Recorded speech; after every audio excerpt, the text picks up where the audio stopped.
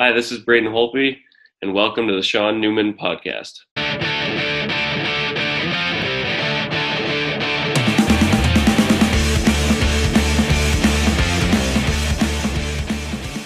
Welcome to the Sean Newman podcast. Tonight I'm joined by Braden Holtby. So first off, thanks for hopping on. Thank you for having me.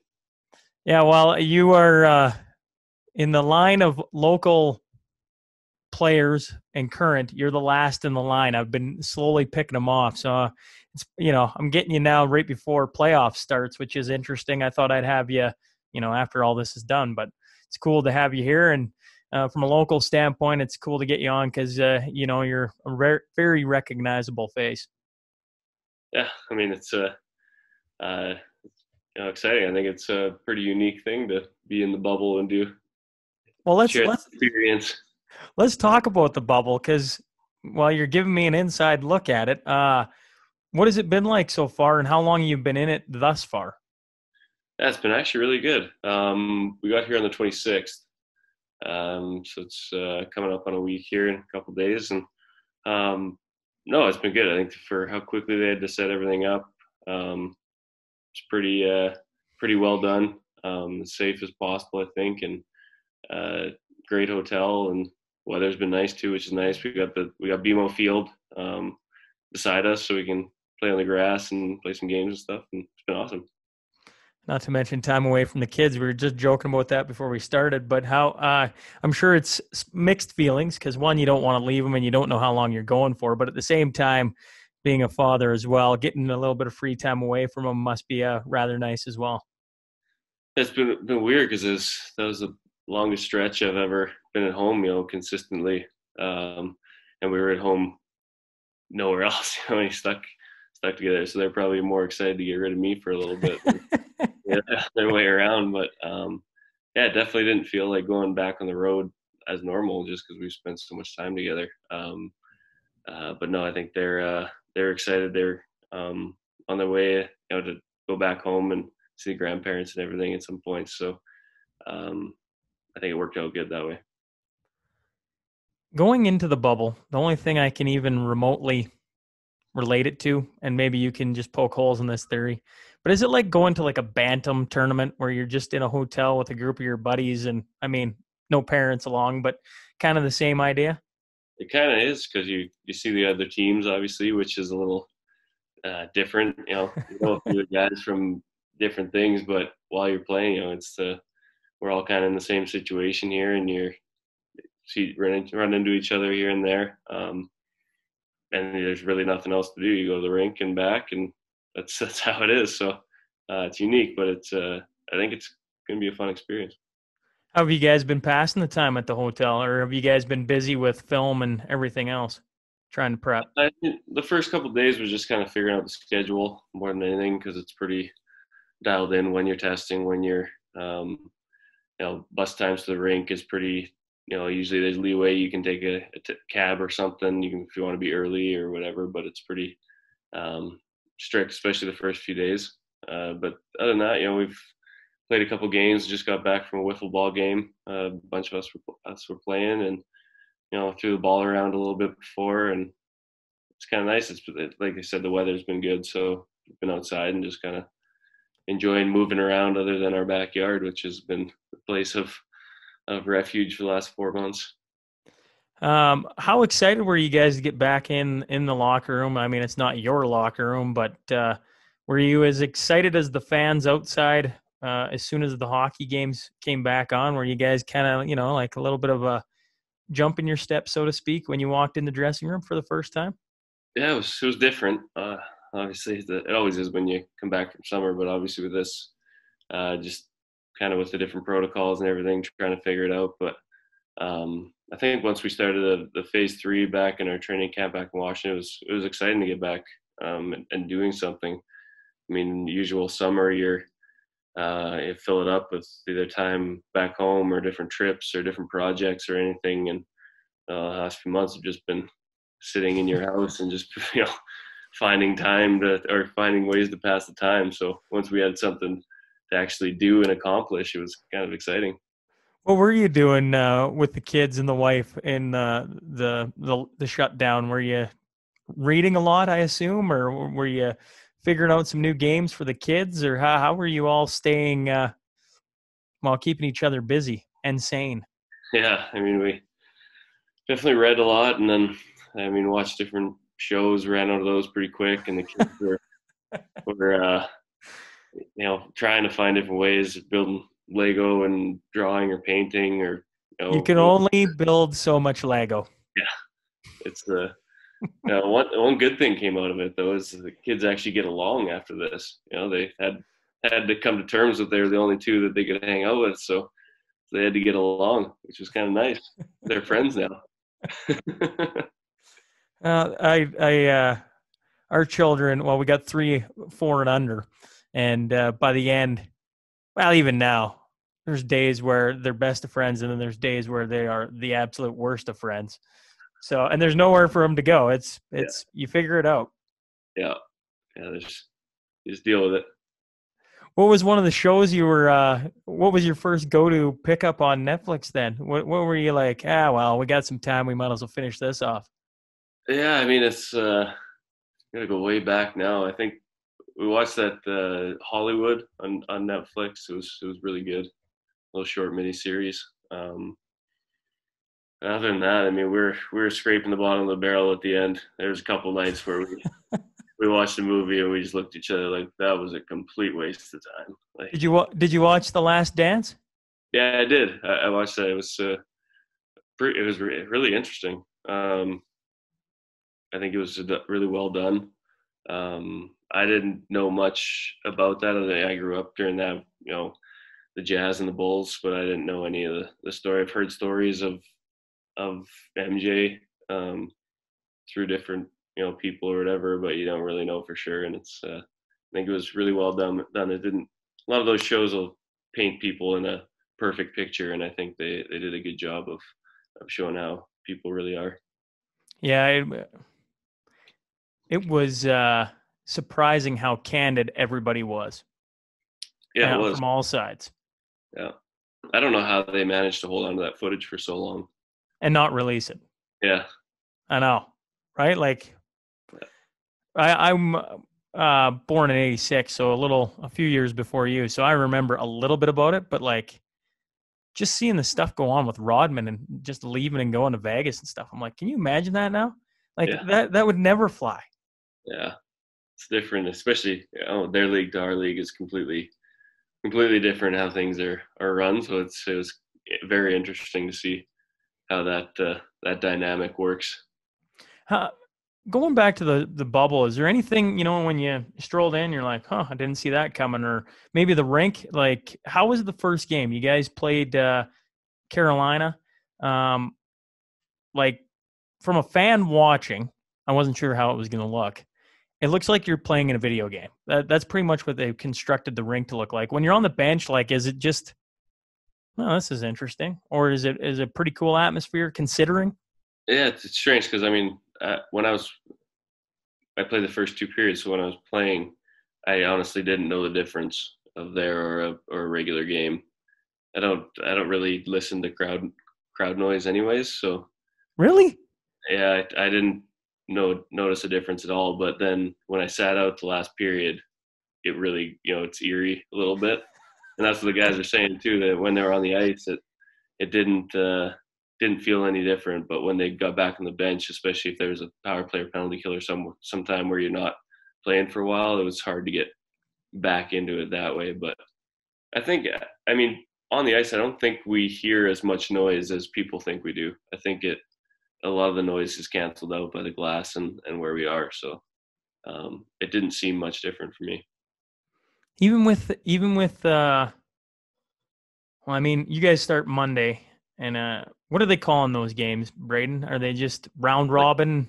Seating round? I don't know. I don't know what they're calling it. But with those games going on and everything starting Saturday, when playoffs are kicking off, I assume you had to hear the crowd when you're skating out, home game, game one, fans are going nuts. Do you hear that, or you're in the zone right from the get-go? Yeah, no, that was a little different. I mean, the start of the game obviously is strange because there's no one there. It's but once the play starts, and I mean, a little bit more fortunate as a goalie that you're kind of engaged in the game the entire time. Um, but in between whistles, there's really, it will be strange as the playoffs go on in the big games where there is a constant loud noise. But as far as a regular season game between whistles, there really isn't much noise to begin with, especially in markets that understand hockey. I think a lot of the middle markets where it's more of a party, it gets a little louder. But if you go to especially Canadian City or Chicago or New York, even Washington's a bit like that, is when the game's on, guys, people are watching, not cheering. So it doesn't seem that much different that way. Hmm. How about I've been trying to listen for it, and I think I hear it, but I'm not 100% sure. Um, is it just on the broadcast they're pumping in a little crowd noise too, or do when you guys score goals or anything? So when we score, the horn goes off and they play like their win song or whatever or goal song. But the crowd noise you hear on the feed isn't in the building. It's just on the feed. Do they have your horn as well, I like don't from your know. building? I I honestly couldn't tell you what our goal horn sounds like or what the song is after, and I have no idea. Well, let's I was very interested when I knew you were going to be coming on. I was like, oh, got to ask some questions about the bubble because I'm like, who knows if you're going to get another opportunity to sit down with 5 or 10 guys sitting in the bubble. But the reason I sit across from guys, I really like to hear about their journey and how they get from point A to point B. And you coming from a farm, just beside Marshall, Saskatchewan. Um, I thought maybe we could go back to when you're younger. Were you always wanted to be a goalie? Was goaltending in your blood right from the get-go, or did you start out as like high-flying winger and somehow you fell in love with the pads?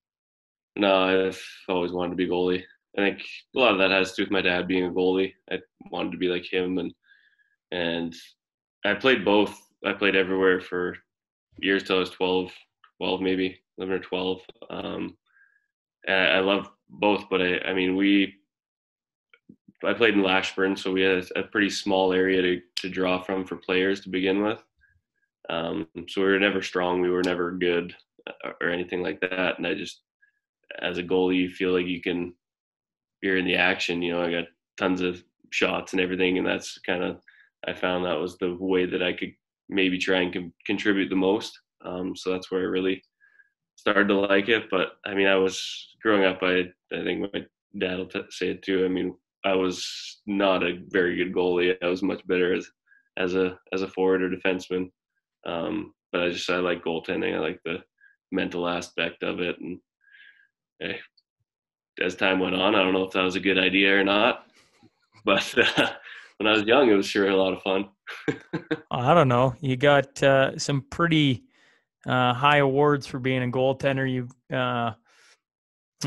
Well, my brother Dustin, who was on the coaching staff the first year you came to Lloyd under the Bantam AAA Corlac Heat, told me years and years and years ago that you were going to be in the NHL. And we kind of chuckled about it. And I kind of wrote it up to Dustin just being like, sure, Dust, right? And then when you were slowly making your ranks up in with Hershey into Washington, in the Washington farm system, the brothers, I got 3 older brothers, we were talking about you, and they're like, Oilers should really trade for him before he becomes a household name. And we kind of chuckled about that. And then, I mean, now you look at it and you're like, yeah, that would have been pretty smart, right? So I think all the work you've done is pretty impressive, to say the least. I don't think anyone would argue that. I mean, I've been pretty fortunate along the way. Got a nice break to be able to get into the league and played on some good teams, which is always good for a goaltender. But yeah, it's been a fun ride so far. How about the Midwest Red Wings? Did you ever play for Midwest? I feel like you did in there somewhere.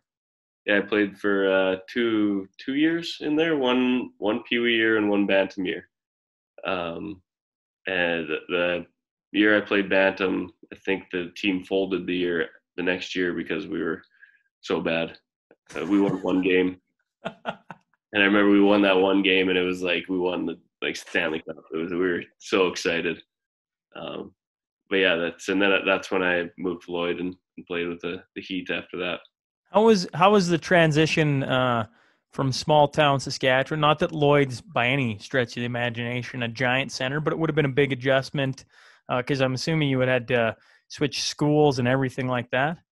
Yeah, it was different for sure. I wasn't a very outgoing kid to begin with. I was pretty shy and kept to myself. And I moved to Lloyd, and obviously the first little bit was different. I hadn't even made the Heat yet, or any of that was kind of up in the air. And then I met some of my best friends. Still my best friends in the world that first year in school, and got Brody Foster. I'm sure you know he took me under his wing and showed me the ropes, and I've never been the same since. I don't know if that's a good thing or a bad thing, but we've stuck through it through and through.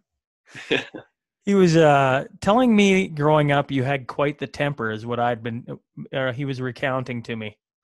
Yeah, I was. That was something I had to deal with. It wasn't until I turned professional where I really kind of got under control. But I was way too competitive about everything. It was, and yeah.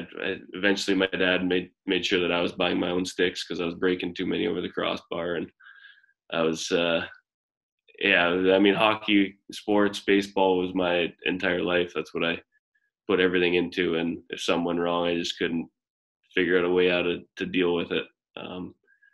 Which is ironic now because aside from hockey, I'm really not competitive in much anything anymore.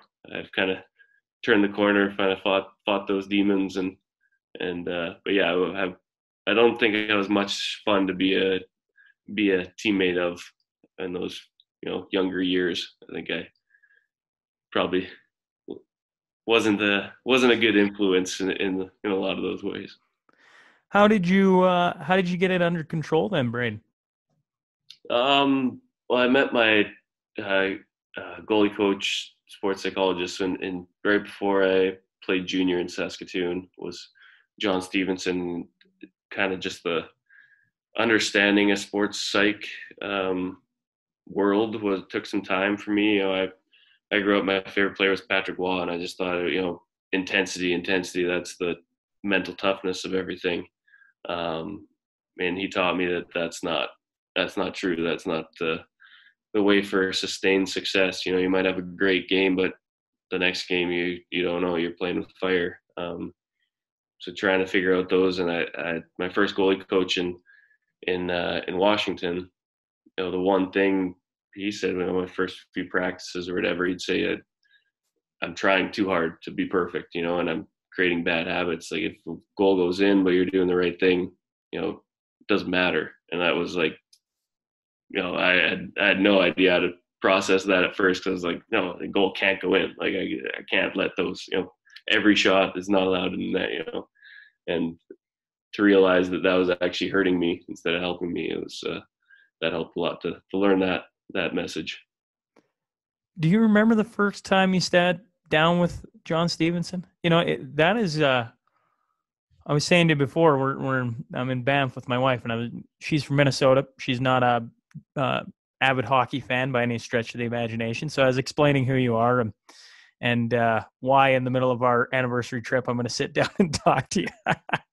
And I was explaining John Stevenson and kind of what I know about him and the water trick and some different things about tools in the toolbox and things like that. And I'm preaching to the choir here because obviously you know a heck of a lot more than I do.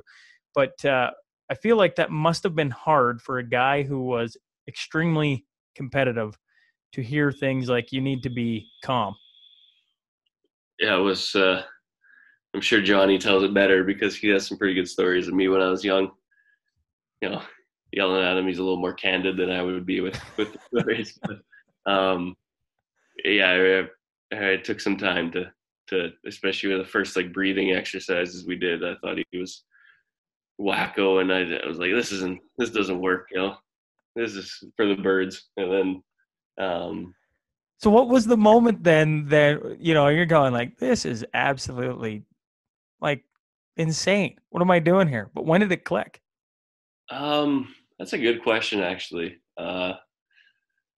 So he became our goalie coach in Saskatoon with the Blades, and probably would have been, I had started to kind of buy into some of his stuff. The first couple of years I played, I got drafted, and then my last year junior, I had signed or was in the middle of contract talks to sign my first pro deal in the middle of the season, and we were playing the Oil Kings that day. So it just happened that we were in Edmonton where John was, and I remember I was just a mess because I was like, this is everything I've worked for. Like, this is it. My complete goal was to sign a pro contract. Like, I couldn't put it together, and I was nervous, and I couldn't figure out how to put the game, and that's where he talked me through. He was like, just brought me down. Like, he said, what brought you to this point? And through some breathing exercises, and after that, I was calm, and I think we won,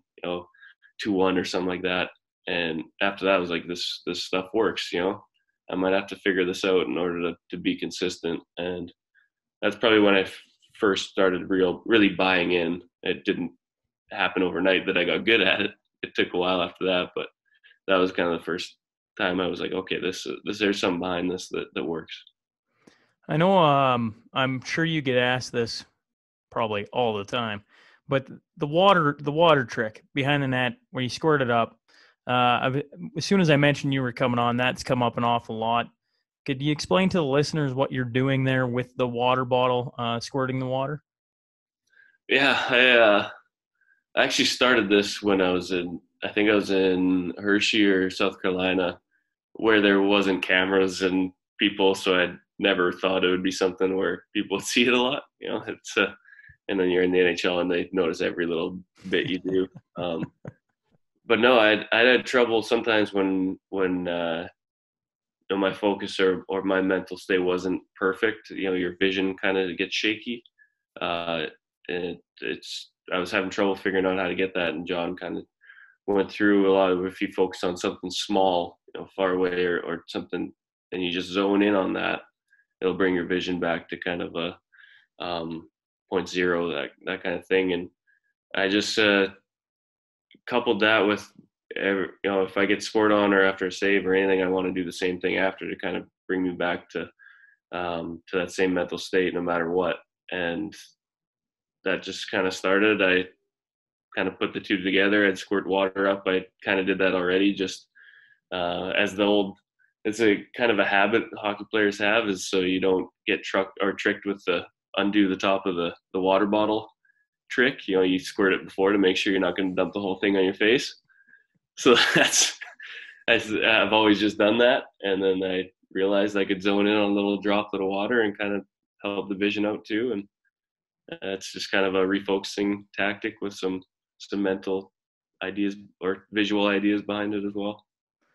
I bet, every goaltender probably has the same thought, but you said when you get to the NHL, they watch everything you do, and every goalie has like something very specific to them, and yours is the water bottle trick behind the net. It's become very, right beside what you do, your name, and then there's the picture of you squirting the water.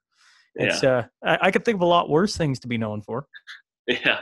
Yeah. It was that. And also before the game, I'll go on the bench and do visual exercises with my eyes and stuff. And I always went on the bench before then because there's no one in the building. And I was like, I don't want anyone to see me doing this weird stuff, like that's the reason I went out there to start with. I was like if my teammates see me doing this or something, like I don't need that ribbing every day. And then sure enough, there's cameras out there too. So you're not safe anywhere.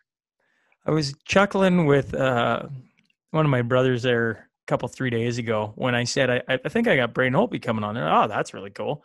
And I just sat down with Kelly Rudy there about a week and a half ago, and I was laughing at Kelly because Kelly didn't start playing hockey till he was 12, and his parents made him sit out his first year so he could teach himself how to skate. And then from there, he just kind of progresses, right? And he talks his entire career about like watching what every other goalie does because he doesn't have, a psychologist and a goalie coach and all these things. He's kind of just like flying by the seat of his pants. And then and still really good at it, right? And then we fast forward ahead to you, and you're talking about vision training or training your eyes to help focus and so many things. Do you ever sit back and look at what it takes now to be a goaltender and just be like, man, this is like compared to what they were 30 years ago, it is just light years difference. Yeah, it's interesting, and I count myself as very fortunate in the fact that I kind of got the best of both of that because I grew up in a small town.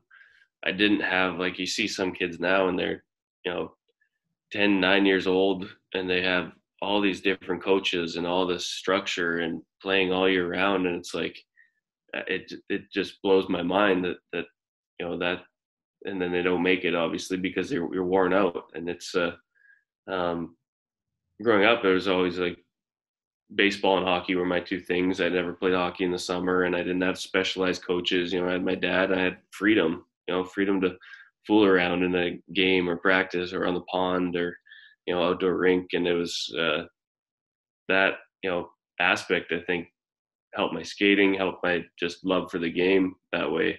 It wasn't a business until I, you know, turned into probably junior and stuff, and then that's when I got that, you know, training that not a lot of people have. So, or not a lot of people have. So it's a kind of a fine line. You know, you gotta get that training at some point, but you also have to find a love for the game that's not just play hockey because you're Canadian and you're good at it. I think it's um, you got to find that happy medium in there somewhere. Well, if you make it to where you're at, you got to love it because you just don't get to show up anymore.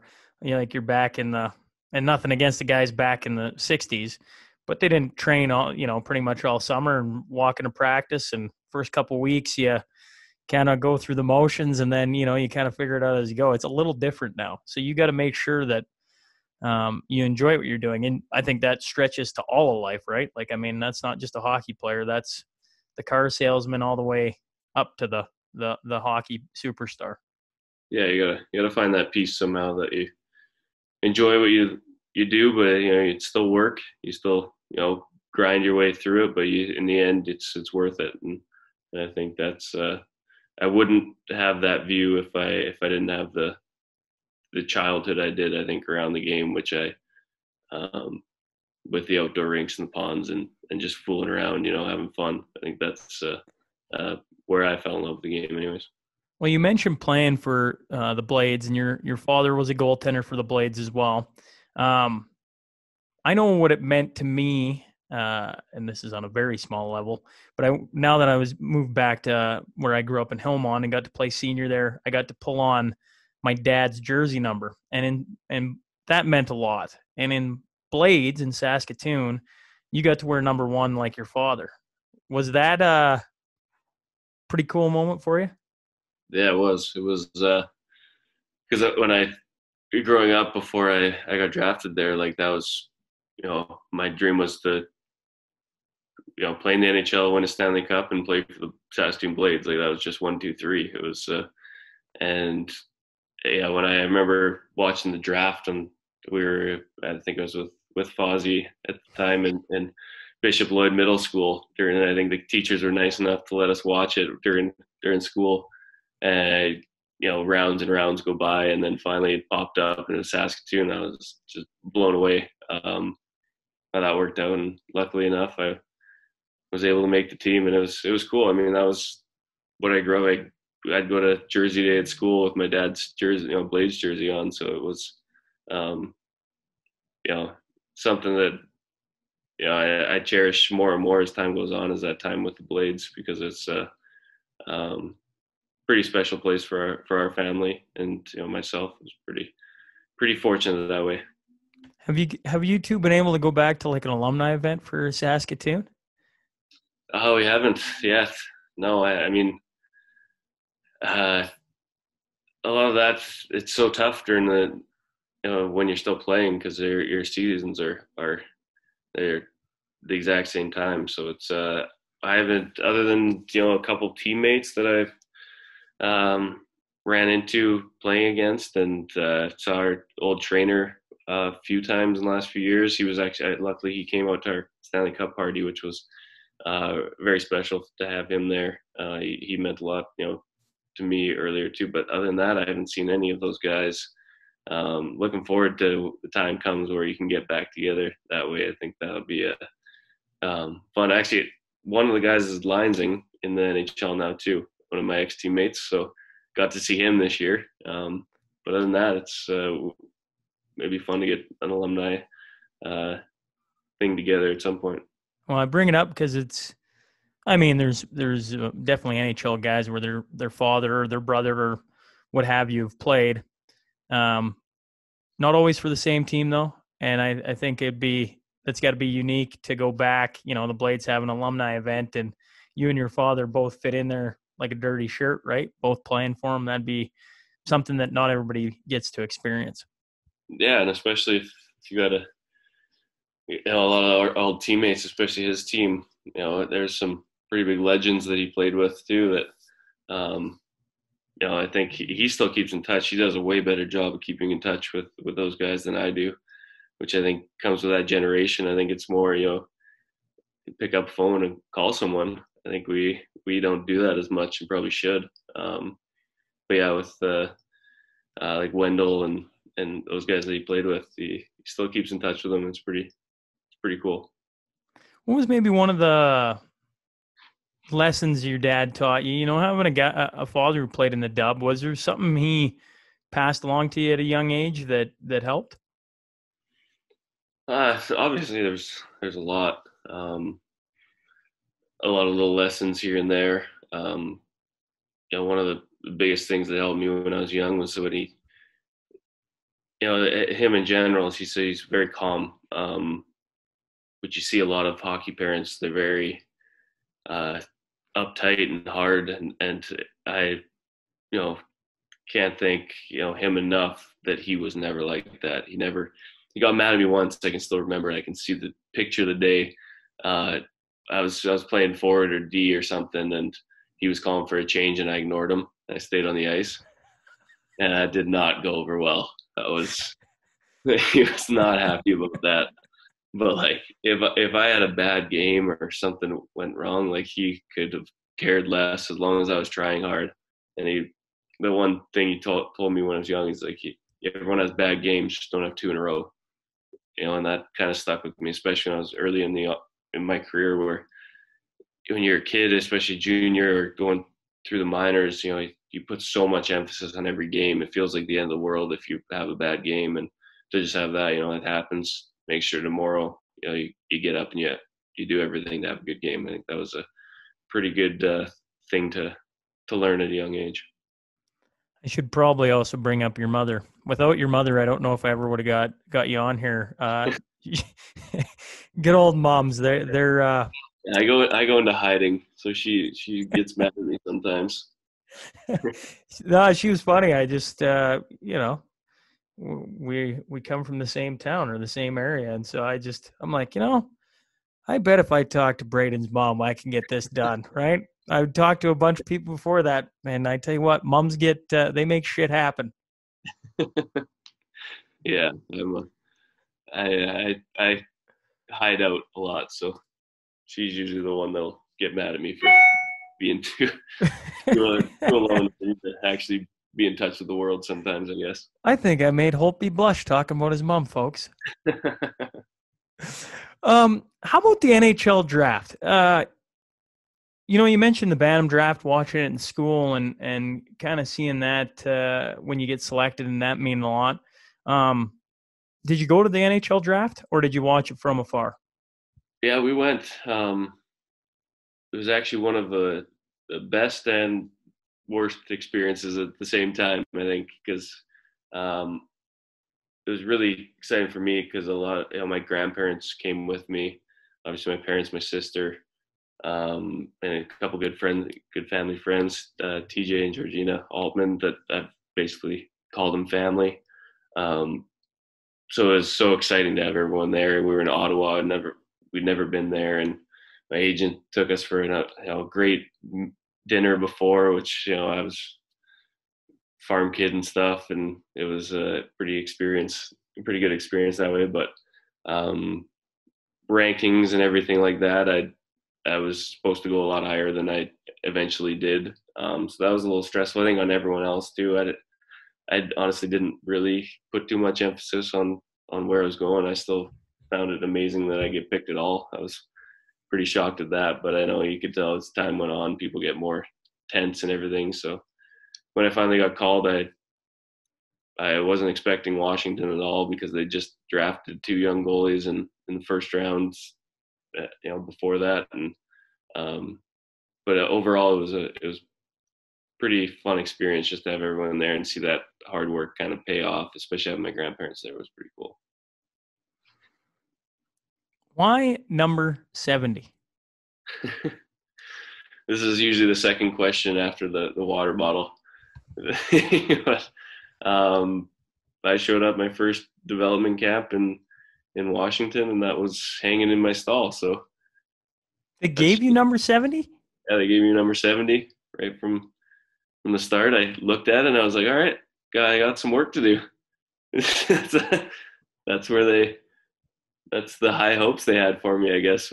I'll give this guy number 70. So I stuck with it during camps, and then I got called up kind of out of nowhere, played a few games, and then I saw someone with a 70 jersey, a Holtby 70 jersey, and I was like, well, can't change it now. So we're sticking with it. And I can't make that guy go, buy a new jersey. What jersey would you have taken if they would have been like, listen, Braden, you can take any jersey you want. What number do you want? I had no idea at that time. I know I didn't want one. It was just boring to me. It was awesome to have it with the Blades, but growing up, Patrick Wall was my guy with 33. But as I got older, I didn't like him as much, as I started to actually understand the game a little bit more. Fleury was a big guy of mine, so 29, but I was like, well, that's a division rival. Can't exactly do that. So I had no idea. I was kind of just fortunate. I thought 70 looked kind of cool. I was like, well, they did it for me. We'll just stick with it. Yeah, you should thank that equipment manager or whoever picked it, because I was thinking in my head, I'm like, man, 70 is a ballsy number to pick, because, I mean, that's not flying under the radar whatsoever. No. But now 70 is like maybe one of the most kick-ass goalie numbers. Like it's pretty, like, it's an awesome number. And I would have never, 15 years ago, if you would have said 70 for a goalie, you would have been like, 70? Yeah. Right? I know. Weird. I mean, because they would give the goalies that they had hopes for, they gave them normal numbers in Wash. And then all of us other goalies, it just went up by tens. So there was like a 50, a 60, a 70, an 80, a 90 in training camp. And I was 70, so I was like, all right. That fuel you a little bit? Yeah, I mean, it definitely made sure that I knew I wasn't going to get anything for granted, that's for sure. But I didn't put too much in it. It's more of a funny story than anything. There's just no rhyme or reason number 70 other than the fact that it was there the first day I got to Wash. Yeah, no, it's, an iconic jersey number. I think there's only been 7 guys. I don't know why I know that stat. That's kind of random. I think there's only been 7 guys to wear number 70. Like it's a very small number. Yeah, right? So it's not a jersey that's associated with anybody but you now. Yeah, I know. It's kind of strange. I don't know. It's weird. It's still weird seeing kids or someone I know that like Carter Hart wore it with Everett, and because he grew up watching me, which makes me feel old. You're not old. At one point, but also like it's weird because if you see someone with 70, you're like, there's a good chance that it's because of me, and it's really embarrassing and humbling at the same time. It's pretty cool. That still shocks you when guys are wearing number 70, doesn't? Yeah, it does. You make the question their choice in heroes, I guess. Well, you good thing then you weren't around Lloyd when you guys were on your Stanley Cup run. The amount of Washington Capitals Braden Holtby gear roaming the city was impressive. Yeah, that was as it should be. Yeah, that was fun. That was I never expected it to be such a, you just see, I don't have a ton of social media or anything, but you still see the, pictures my parents would send me or anyone would just, different parties or whatever. And everyone would kind of bought in. And I was like, our team was people followed us, and it was so cool that it meant so much to everyone. Just to add a little bit of joy to everyone was pretty fun. I see on your one arm you got a tattoo of the Stanley Cup. Did you guys get that after you won? Yeah, we went for tattoos a few days after. Not a great state of mind when we went, but it was fun. It was a lot of fun. Uh, I mean, I probably should have picked a different location or something after. I'm like, okay, that's kind of out there for everyone to see. But at the time, it was just like, you see guys with tattoos. I always said I would get one if we ever won, and we went to a Nationals game, baseball game, and then we were going to like patio after, and we are just like, yep, let's go get tattoos. So I texted the guy that has done the rest of mine, and he's like, yeah, come on over. And there's 10 of us or something, and we ordered pizza in there. And some of the photos that were taken are just amazing of some of the guys getting tattoos and just hammered out of their minds and just on cloud nine. And you know, it was fun. One of those experiences that'll stick with me, forever. Yeah, one of those surreal moments where you can almost step outside your body and watch.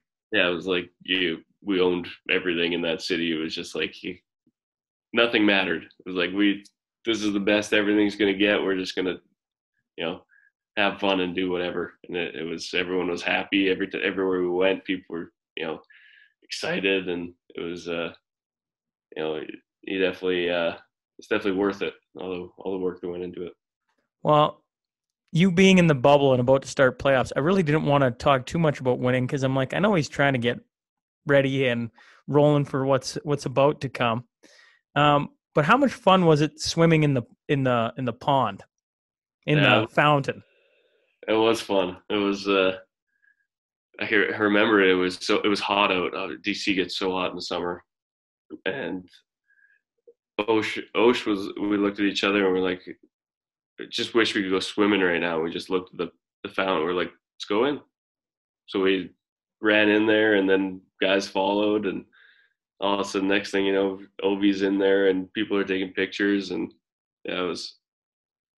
I don't know. That was the closest water we could get. We weren't going to jump in the Potomac River because we'd come up with a disease of some sort. That was actually the fountain is definitely cleaner than the Potomac. So we took the lesser of the two evils.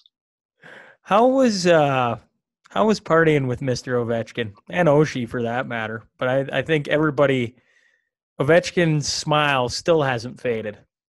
Yeah, yeah. You could see there was a definite weight, taken off his shoulders, and um, yeah, we didn't see much of him, to be honest. He has his kind of following there that he enjoyed it with for the most part. We saw him a little bit, but Osh was fun.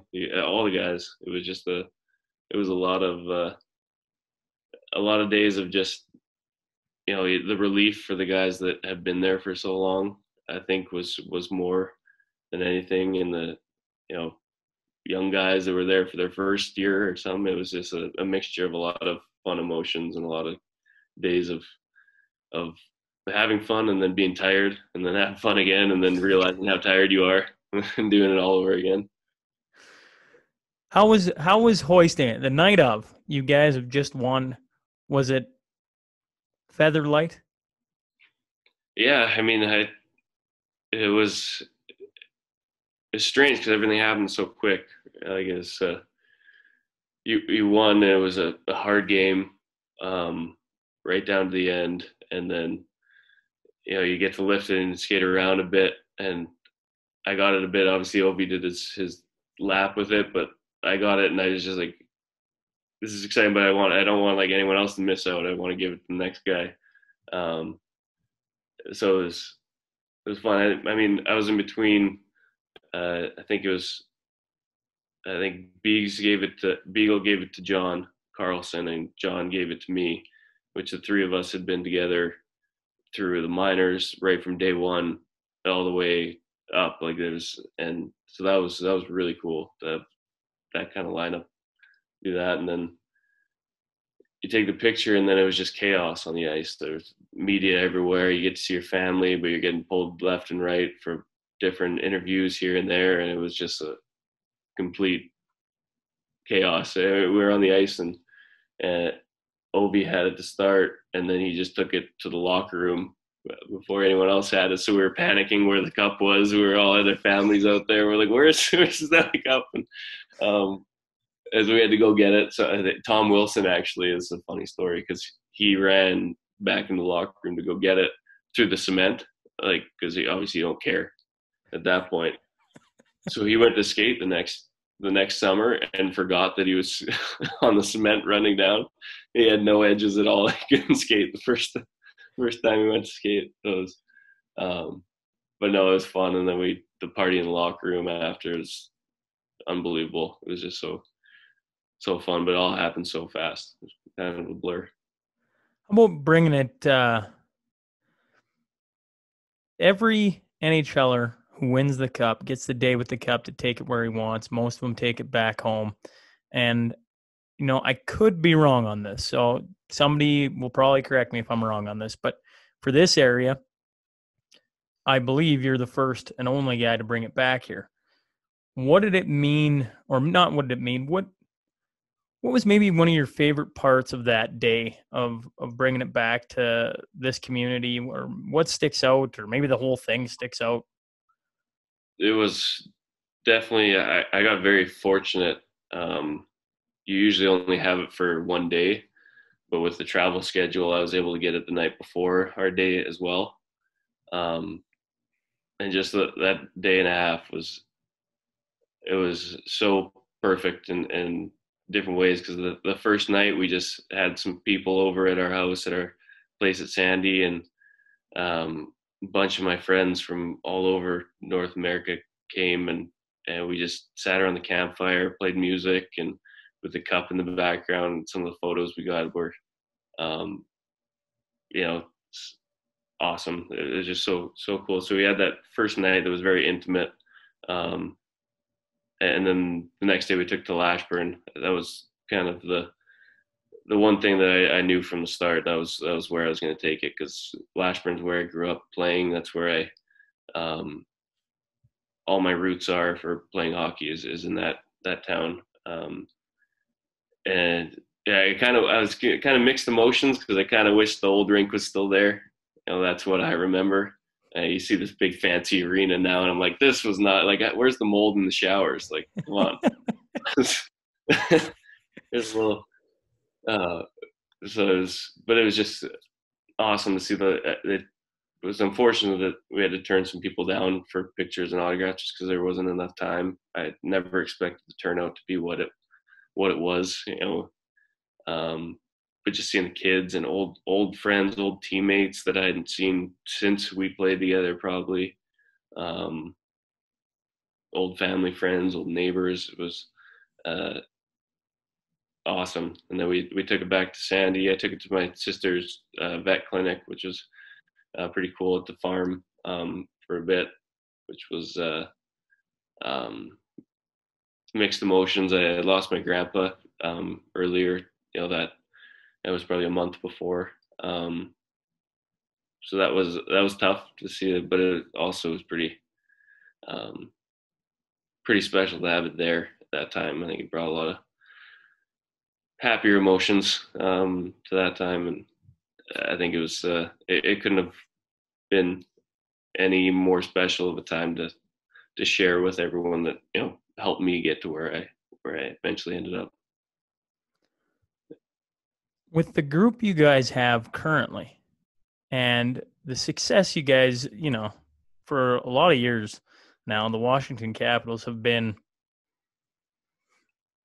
I'd argue, top 5 team in the NHL. Some will put you higher, some will put you a little less, but very good. Very, very good. When you look at what is ahead of you right now and the opportunity, are you guys just salivating like, okay, we got another crack here, and see where this goes? I mean, everybody, were you are you excited about the possibility of how this is all playing out now?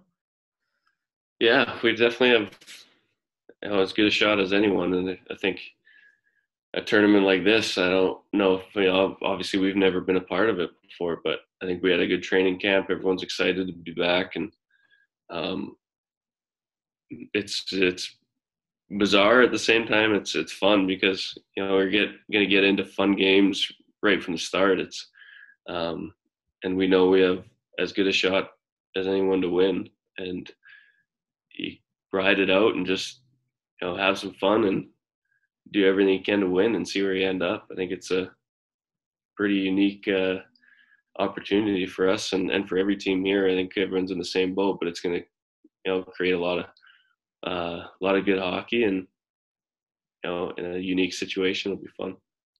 Well, there's a lot of people who've found a way to hook up a 50-inch flat screen outside by the lake or wherever else because I mean, for the first time, once again talking to my wife about this because she's not a giant hockey fan. I'm like, there's gonna be hockey like 10 a.m. every day for like 3 weeks. Like, this is gonna be bloody epic.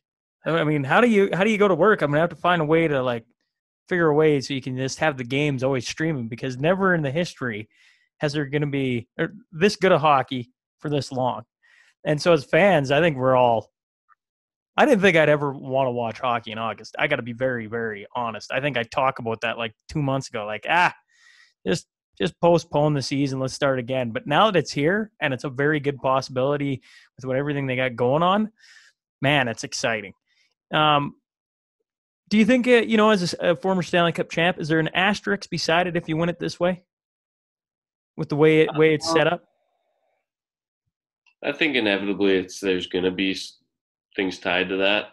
I think the fact that we're doing a full playoff setup, though, it's still going to be hard.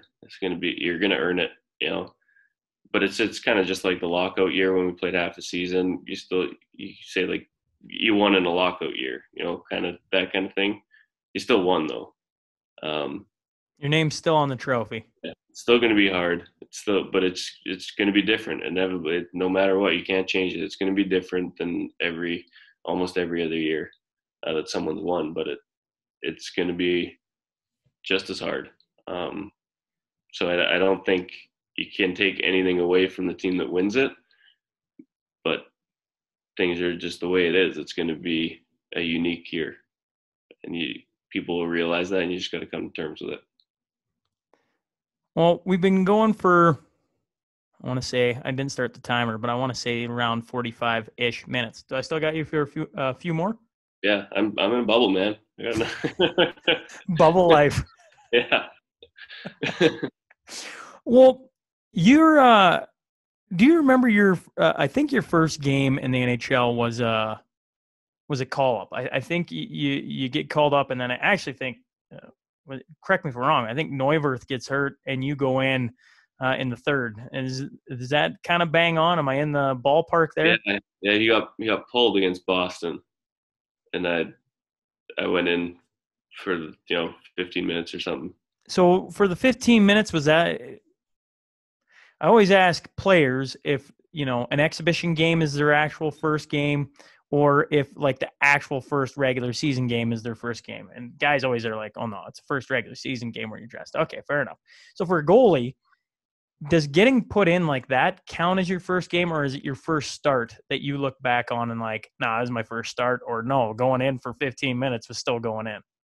Yeah, I mean that counts as your first game. I'd say it still does, but obviously your first start means more. I remember more about that. When I got put in, it was awful. It was. What do you mean? Nerves? Yeah, like I told this story before, but I'd been up for a month or something just with injuries, and I hadn't played like every game, and we were up 3-0 going into the third, and I had this awful bursa on my ankle. So I don't know if you've seen when bursas get inflamed, they get huge. So it would like just a swelling that would hang over my skate. It was gross. Like my roommates and Hershey named it, and it was awful. What So was when I his name? What was his name? it was Sean John was his name. He's not there anymore, but yeah. Um, so when I'd sit out, it would just ache and it would kill. So we were up 3-0 1 1/3. So I undid my skate and just did it real loose. And then they scored 3 goals in like 3 minutes. They put me in, so I played until the next TV timeout with my skate undone. It was like hanging off. I was so nervous. My knees were shaking. I couldn't skate because my skate wasn't tied up. So TV timeout comes out. I'm taking my pad off and doing my skate up. So, Was yeah, everybody like, Holtby, you want to pull it together here? I get it. Luckily, I think I had 3 shots and a couple were dumpings. The guy's probably like, okay, we can't let this guy do the work. Finally get a crack at your dream and you got one skate undone. That's like every kid's nightmare.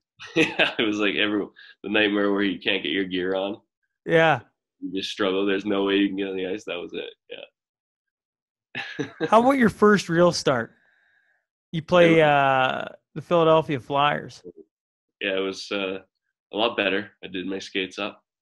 So that was better. That's a good start. Yeah. No, I think it was a day or two after. So the next game I got to start there, and my dad and Kevin Eager, who is my dad's best friend, I call him. He's been my uncle.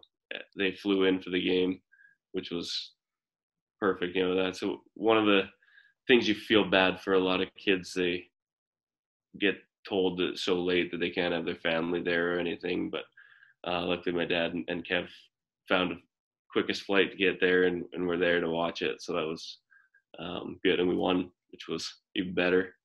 But yeah, those moments you never forget. Who was what sticks out about your first game?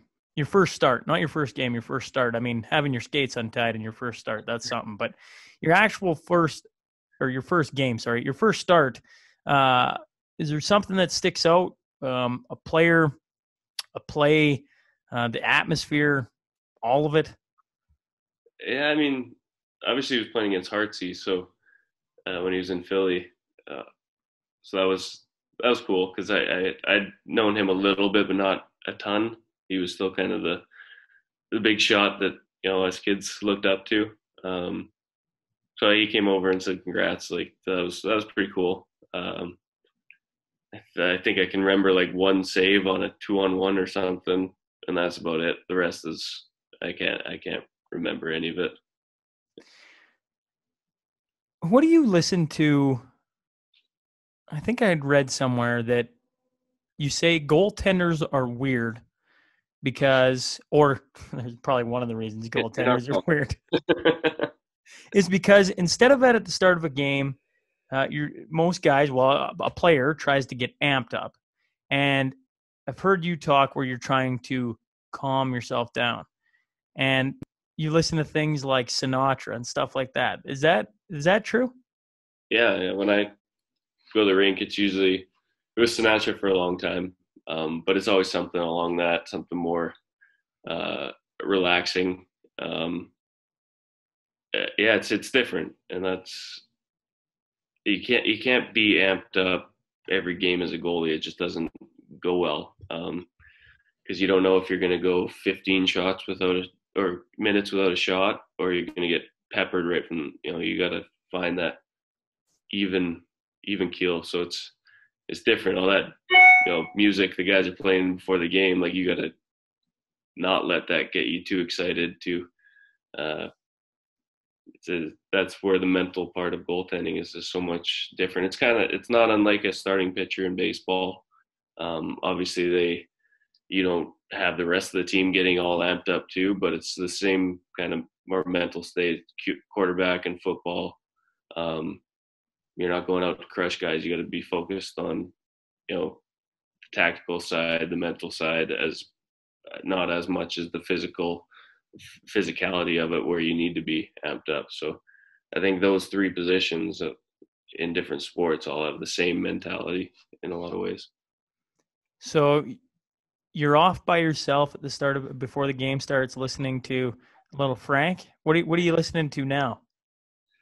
What was it at the end that I was putting on? Um,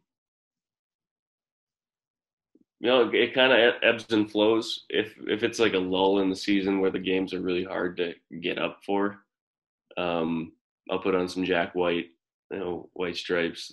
That that's pretty good. But sometimes I'll put Jack Johnson on. Sometimes it'll be Jason Isbell. Um, Something more along the lines of a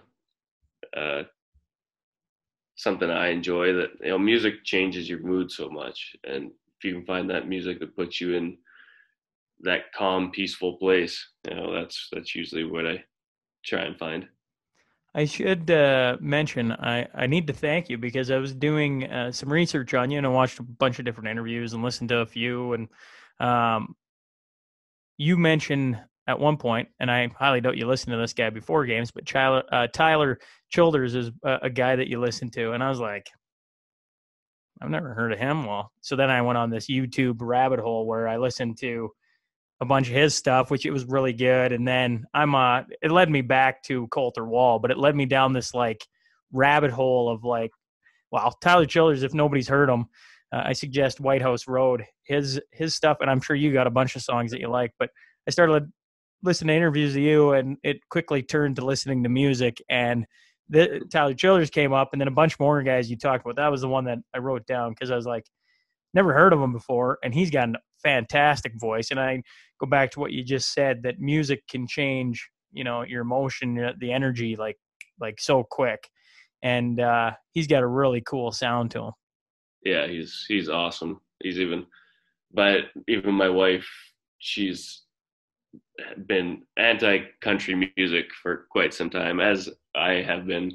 The bro country or whatever it is, I cannot stand. And I got into those guys. It was Sturgill Simpson kind of got me more into it once I heard him, and I heard Tyler Childers, and I was blown away. And I was playing a few songs, and even Brandy said, "I really like this guy." And I was like, "Wait a minute, he's country." And that's when I knew he, he was good. But no, there's such a good flow of influx of these new, like, I guess there's no real term for it. It's outlaw country, old country, or whatever. But they call it Americana a lot. But these guys that from the Kentucky area mainly, that God, they're good. Their songwriting, their voices, it's they sound old school. They sound like they're from a throwback. Yeah, the more a lot of the roots in country music is storytelling, and that's what they're. It's not about parties and dirt roads, the cliche country stuff. It's about hardship and ranching and all that stuff. It's just I don't know, I enjoy it more. I enjoy a story behind a song. The story behind a song is well, there's starting to be more of it, but there's a lot of. I'm trying to think of her name, Katy Perry. There's a lot of that, and Yeah. I'm not going to sit here and say that I won't get dance to a Katy Perry song. I probably would. I got no problem against most music, but it doesn't move you the same way as some of the new stuff that's coming out. I think Coulter Wall, he's got 2 or 3 ones, man, that are just like his voice and the way he sings is just like, holy crap, that's something. And even just the way he plays guitar, it's not perfect, and I love that. You hear the vibrate of a string that most producers will get rid of, and it's still in there, and it sounds raw. It sounds real. It's not a drum machine or a dubbed over beat. It's someone actually making music. That's I feel like that's what music is for. Well, that's what when you say it sounds raw and real, and it's what I love about podcasting. Sit across from a guy like yourself, or the people that have come before you. Lots of times, whether you're on the world stage, right, Stanley Cup, you get like a little snippet of something, and that's what Braden Holtby becomes known for. And if you get to listen to somebody actually talk and ask them some questions and have it in a long format where you're not cutting and pasting and snipping out a bunch of stuff. And, I've been told, I've had people tell me before, you should just like listen to it and like give me the best 15 minutes. I'm like, well, that's kind of not the point. The point is that you listen to it and you get to the answer yourself, and whether you like or hate it or whatever, it's, and I'm decent at it. Don't want to sit here and say I'm amazing at it, but I listen to a guy like Joe Rogan talk, and whether you love or hate Joe is beyond not the point. The point is he is fantastic at what he does, and he has some of the best guests on the planet go on there. And he just friggin' talked to what's his name?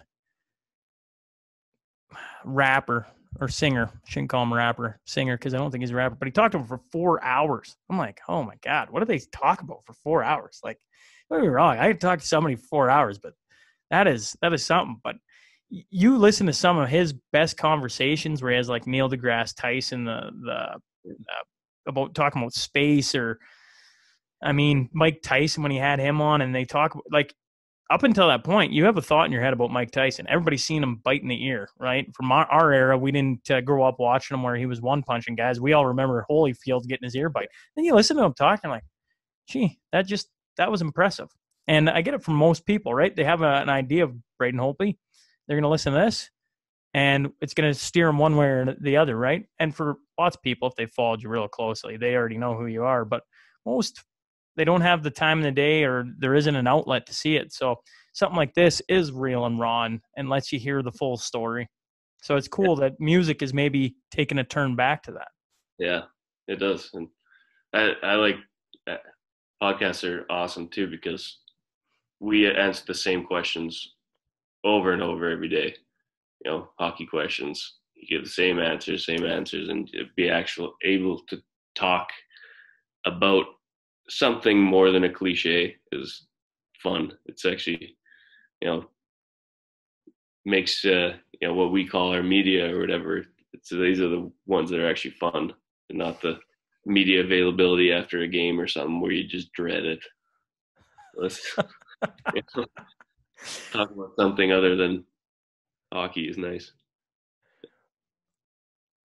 How much are the boys loving then the fact that media can't come racing into the dressing room? There has to be some running jokes right now of like this is quiet, because nobody can come in the dressing room. It's got to be amazing. Oh, the media in this is, we've all said it should be this way. We can, even when you do it, like it's a Zoom media or availability, and there's one guy that hosts it and says who's asking the question there and there. Like a lot of the times, most of the stupid questions we get are because reporters are panicking and they're trying to get their piece in, and you end up just saying noise. And now it's like structured and thought out questions before that they know they get one, and it's been so smooth. And I think there's more content to it, and not just a lot of cliche answers. I think it's actually been really good. I would 100% agree with you. When I was listening to you guys, I actually stopped doing it. I always look for podcasts on guys, or even kind of like short documentary series kind of style videos on a guy like yourself, because there's so much content out there. If you type in, Braden Holtby or ex NHLer and interview, you can pretty much see every post game interview you've ever had. And after about the third one, you're like, well, there's no point in watching that anymore. But the one you had after your tune-up game here, you're exactly right with content. The questions, I was like, ooh, that was actually a pretty good question. Like that'd be something I'd want. They're not the same. And they're not the same. Yeah. It's nice. It's quicker, and I just feel there's more to it. I think a lot of the scrums, and you're fighting for position and all that, and then it's not a very good way to do it. I think when it's structured, it's better for both sides. How about dressing rooms? Are you guys, being on the West, we hear all about the Oilers and the rink and everything. Do you guys get to dress in the Leafs dressing room then at some point? At some point we will, yeah. Yeah, it's um there's four different dressing rooms. They're using the Raptors as one, two right now. The And Raptors. yeah, the Raptors, the visiting NHL, and then they're using like the media area. They've switched into a locker room, which is still pretty nice. Yeah, yeah, no, that's cool. So Yeah. what did you guys get to dress in the first one? Not the Raptors or the Leafs then? No, we were in the media one, which was still fine. But everyone's a little confused. Is that like our practice rink setup is all the other teams are in like the normal part of the rink, and then the Leafs got their own locker room, which is not going over very well with everyone here. Bit of a home ice advantage. They're all comfortable and cozy in there, and everyone else doesn't. Well, you just got to oust them, and Yeah, they get ousted in the first round, and then yeah, don't much matter. yeah. I think everyone's a Columbus fan here for the first few days. Do you guys get to go to any of the games? Are you allowed to go? Yeah, Sit in this? you're allowed. Yeah, you're allowed to go and watch if you want. Which, I mean, if it's a big game, it might actually be kind of fun. I haven't watched a hockey game in years, so maybe I'll do that. Maybe it'll be my new fun thing to do. Hmm. Well, I mean, that's yeah. It could go both ways. I guess I'm just sitting here going, would you rather be in the building where there's no atmosphere, right? It's just kind of like a pond hockey game, or would you rather be sitting at home flicking on in the bubble at Yeah, the hotel, flicking on and pick yeah, it up and go, yeah, okay, there it is, right? To be yeah. in the building for a game 7 when literally it's not really like there's going to be a million people in there and there's going to be an atmosphere and it's going to be the same thing, right? Yeah. At least in the TV, you get the color commentating or the play by play. Yeah, and actually, where we're staying here is right beside BMO Field, where the soccer stadium and where the Argos play. And they've been putting games on the big screen there and playing the audio through the sound system. So it's pretty sweet, be outside Oh, watching a so you game. can literally go sit in the stadium and watch the game. Yeah, pretty cool actually. Be outside and watch. It's fun. Yeah, no kidding. Well, I could hold you here probably all night. I know you got all the time and you're in the bubble, but I just I want you to rest up, make sure you're ready to go for Monday. I Anniversary that too. too. That too. You You're don't want not to get supposed to too. bring that up. You don't want to dig your hole any deeper. Well, let's go into the final segment. It's the Crude Master Final Five. 5 quick questions for you, Braden, and then I'll let myself go. But huge shout out to Heath and Tracy McDonald. They've been sponsors of the podcast, huge supporters of the podcast since the very beginning. So it's just 5 quick questions, and away we go. So, in your career so far, who has the most deceptive shot? Not the hardest shot, but the guy who walks it down and can change the, direction of it awfully quick, and it may be hard to figure out. That's a good question though. Kucherov is tough. Kucherov is he's so it doesn't look like he should be able to shoot it as well as he does, and very he's we obviously play against them more. The guys out west are tough to say because we only see them once or twice a year, But he's for me he's tough. If you could do this and sit across from one person, who would you want to pick the brain of? Who would you want to sit down across from? Oh man, that's whew, few I could think of. Uh, Living or dead? Don't matter to Either. me. Yeah. Um, Maybe Hunter S. Thompson. Is author, Yeah. reporter. He would be fun. Jim Morrison. Any idea what you might ask him? I'm curious now. Oh man, I don't know. I'd have to do some serious homework on that. Um, Definitely have to have a few drinks with him to, Loosen it up. you know. Um, but no, I mean, Hunter S. Thompson. He'd been around so many cool things like the Hell's Angels when they were starting. Like, ask him what it would be a part of that. The presidential election, a lot of the Nixon stuff he dealt with. I think that would have been, and even just his ranch out in Colorado. I mean, the people, you have, um, famous actors. You got Jack Nicholson playing tricks on you, and that. I mean, that the stories on that guy would be phenomenal. Johnny Depp hanging out there all the time. I don't know, just so interesting. During COVID, to me, it looked like you guys read a lot, lots of books. I was wondering, is there a book that you've read that sticks out as being very influential on you, and then maybe a book you're reading currently?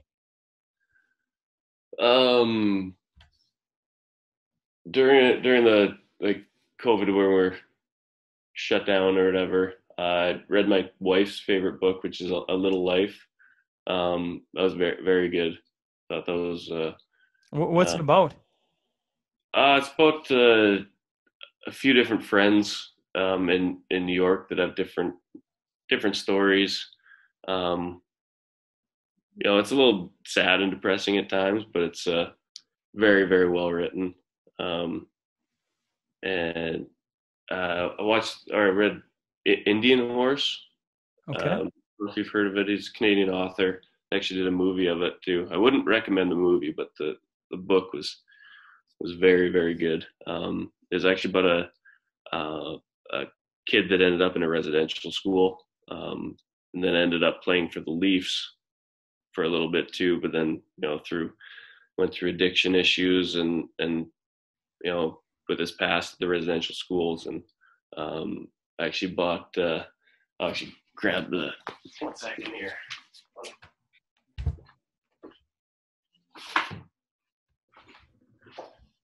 His name is I don't want to. I mean, I know I'm going to say this wrong, but Richard Wagamese. Put it up. No, Put it up to the screen. Let's see. this is. I'm going to read this one next. Okay.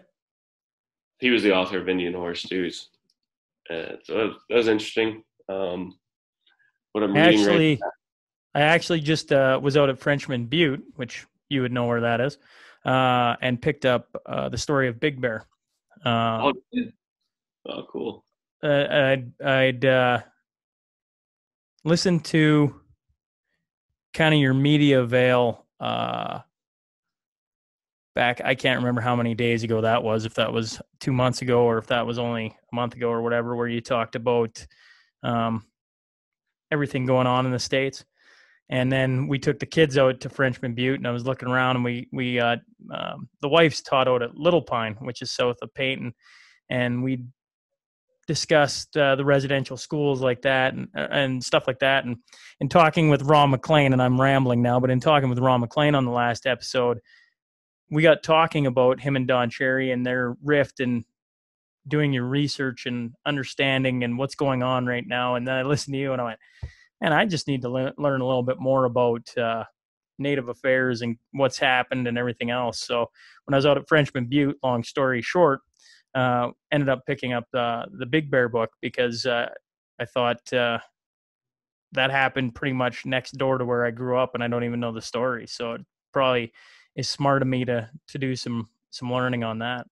Yeah, that sounds interesting. Actually, I'm reading one right now that's called the Inconvenient Indian, and it's a lot about the Native American affairs in Canada and America. It's super mind blowing and interesting at the same time. But it's yeah, a lot of stuff you don't know that's out there, especially with Big Bear too. I've tried to find a lot of stuff on him, and it's tough to find. So I might have to steal the name of that off you.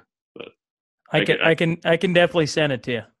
Yeah, I could talk about books for hours though, so that'll really bore your readers or your listeners to death. So I don't know. I every once in a while, a guest will say exactly as I mute myself. I was saying every once in a while, guests will say the words you just said, right? We could talk about this, but we'll bore everybody. And what I've learned is if I'm interested by it and you're interested by it, chances are the people listening are very interested by it. So I would never, I would caution you never to worry about what you just said. If it's passionate about something you're engaged in, I think there's people that listen about it. So as far as books go, talking with Mr. McLean, I learned very quickly. I'm like, man, that guy does a ton of reading, and I think I do a ton of research. He does. It's unbelievable how much his mind remembers or captures or what have you, right? And so, but in talking with him and listening to you, I'm trying to do better, I guess, and trying to read a bit more. So that's cool that you're reading a bunch of different books. I definitely I'll look into that. I'll suggest the one to the wife.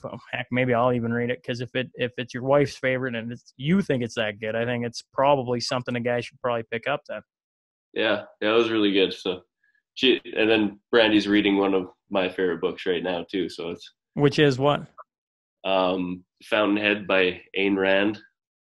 It's a old book. She wrote Atlas Shrugged, which is a kind of a yeah classic.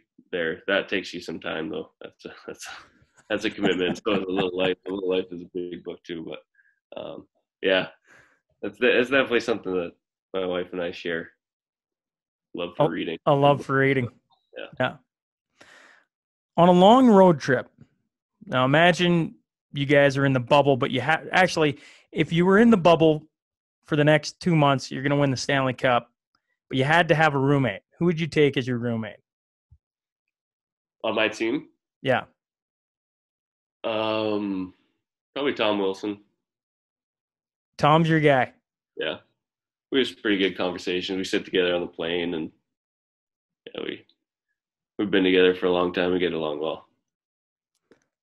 Finally, the last one, because I assume with you coming on, there will be a lot of young goaltenders that have their ears to the audio here.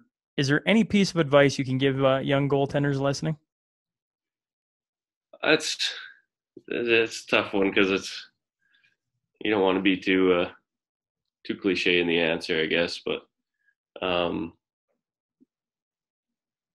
I say it simply sometimes: is you make sure you're enjoying it. Find ways to have fun. Work hard no matter what. But